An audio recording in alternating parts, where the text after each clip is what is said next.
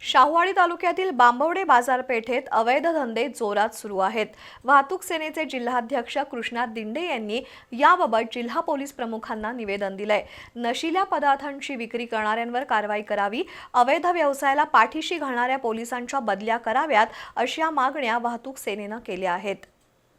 बांबवडे बाजारपेठेत परिसरातील 50 खेड्यातील लोक दररोज येतात। मात्र बांबवडे पोलिसांकडून अवैध व्यवसायांना आर्थिक मांडवलीच्या माध्यमातून संरक्षण दिलं जात आहे। तडजोड करून तक्रारी मिटवल्या जातात, असा आरोप वाहतूक सेनेचे जिल्हाध्यक्ष कृष्णा दिंडे यांनी केलाय।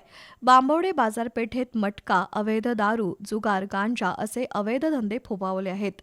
पोलिसांच्या दुर्लक्षामुळे अवैध धंदेवाल्यांचं फावतंय। नशिल्या पदार्थांमुळे तरुण पिढी बर्बाद होतीये। बांबवडे गावात वाहन चालकांना वारंवार त्रास दिला जातो, पण विना परवाना आणि नियमभंग करणाऱ्या वाहनधारकांना पोलीस पाठीशी घालतायत। बांबवडे परिसरात वाहतूक नियंत्रणाचा पूर्णपणे बोजवारा उडालाय।